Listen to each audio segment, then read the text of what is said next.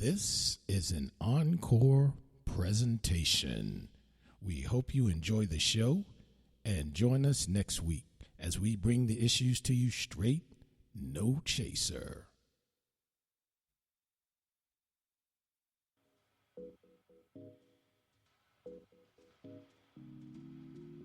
Welcome to Straight No Chaser. So grab a glass and join your hosts, your girl and BZ, Thin Bad, and the Chief.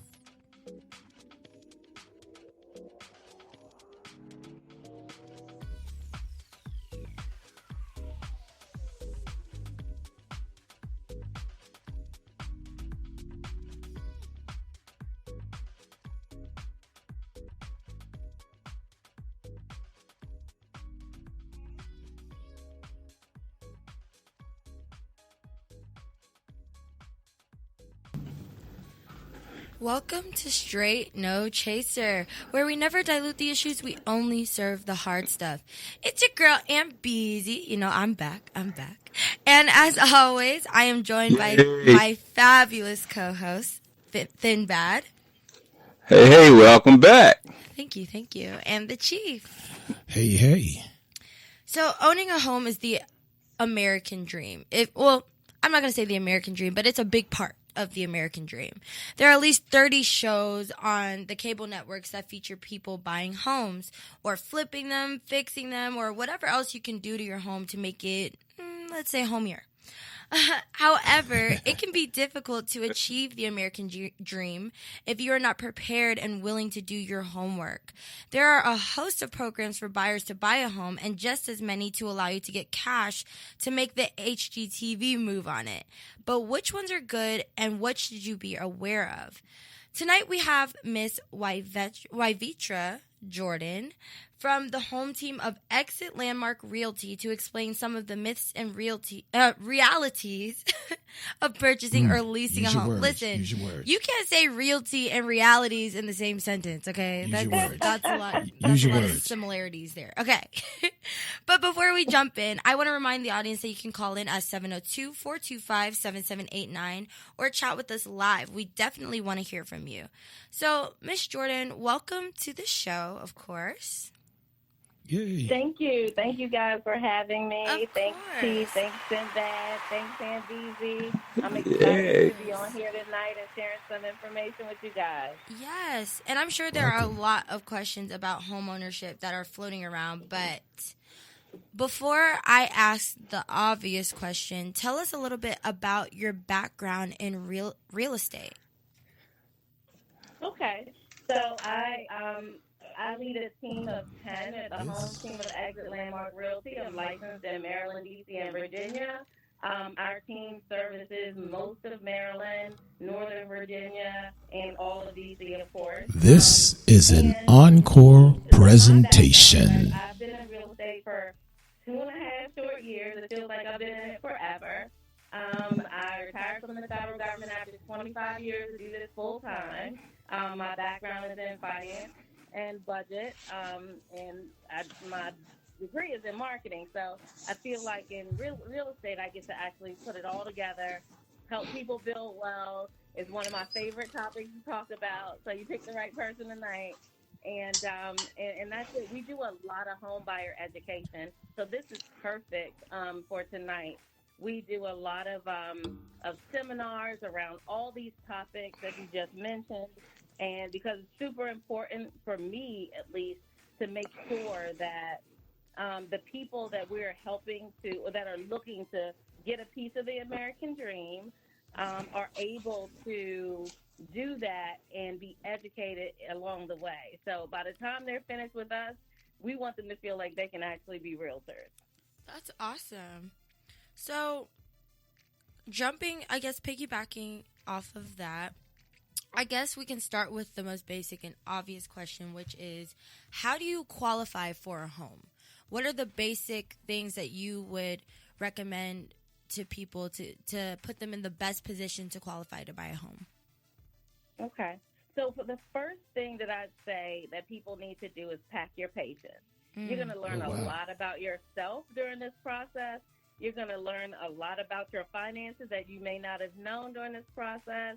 And you're going to be, they're going to be asking a lot of you. It is the biggest financial purchase that you will make in your life, and most of the time people only make it once or twice. So you want to get it right. The banks want to get it right. And right now we are in a place where people don't want a repeat of the market crash, right? And people being in bad loans and awful loans, because 1 in 5 homes in our area in the DMV are short sales or foreclosures. They're considered distressed homes. And so we want to get out of that. We don't want to be back in that situation. So you want to pack your patience. You also want to get a good understanding of where your credit profile is. You want to know the health of your finances, and you want to be able to get a hold of your financial documents and the documents that you're going to need to qualify to give to a lender in order to be pre-approved, because pre-approval is the first step to being able to know how much home you can purchase. And once you know how much home you can purchase, then from there we can determine, how much you want to pay per month, because you don't have to pay as much as you're qualified for. But you do want to know the full picture. Most people go in saying, I only want a house for $1,200 a month or $1,500 a month. And so when you do that, and when you have that conversation with a lender, they're going to artificially deflate your qualifying number. So you always want to go in asking, what is the max that I qualify for? And then you get to choose how you spend that. So you always want to be in control of that number. Gotcha. Wow. I should have talked to you about 15 years ago. Hey, it's never too late. Let's do it. So the other I'm thing living that in a they tree want to house. you also want to make sure that you have saved a minimum of $5,000 for first-time home buyers. If you're and most of our first-time home buyers, because of the amazing programs that are out here, are able to get in your home for under that. But you do want to have that in your bank account, a minimum of $5,000. Wow. So, Wavitra, kind of tell us about a few of the programs that are available for first-time home buyers. Okay. So one of the most common programs here in our area, in our area that most of my first-time home buyers have been using is the FHLB program. It's a federal home loan bank program, and not too many lenders have it. You have to be affiliated with a bank or a community bank in order to be able to have that and be certified under the Federal Home Loan Bank Program. What that is you get $5,000 or $7,500 that goes towards your down payment / closing costs, and $7,500 if you're in what they call a special category: a police officer, school teacher, nurse, doctor, any other public service. You can get the $7,500. It's $5,000 if you aren't in any of those categories. And the great thing about this particular grant program is that it doesn't affect your interest rate. So there are a lot of grant programs out here, but most of them require a higher interest rate because they're going to charge you for the money that you're getting, and they take longer to process because they also have a review or underwriting. That's my quote fingers are up. If you guys can see me here, my quote fingers are up. Their own underwriting process. So it puts you in a position in a market where we are, where you have more buyers than you have inventory, and you're competing. It doesn't help you to compete because you need a longer time to close on that house. I like it a lot because it doesn't affect your interest rate, and I don't want to have to pay for the money if you're telling me it's a grant, and it's forgivable after 5 years. Stay in the house for 5 years, it goes away, and it's forgivable. Now, is there? I'm sorry. No, go ahead. Is there a price point cap on that qualification? It is, and it depends on how many are in your family. So if you have children, the price point goes up, but the base, I believe, is like $60,000. Okay. For a single person. Gotcha. And then you have your PG Maryland State programs, and those some offer up to $20,000, but again, you're going to be at a higher interest rate where you can. And many of those are not forgivable. So once you sell your home, go to sell your home, refinance your home. If you want to get in a lower interest rate, because the interest rates are great now, you have to pay that back. Wow. So that's not something that just goes away. It sits on the back. You don't make any payments on it while you're in the house, but as soon as you go to change anything, you're going to be paying that money back.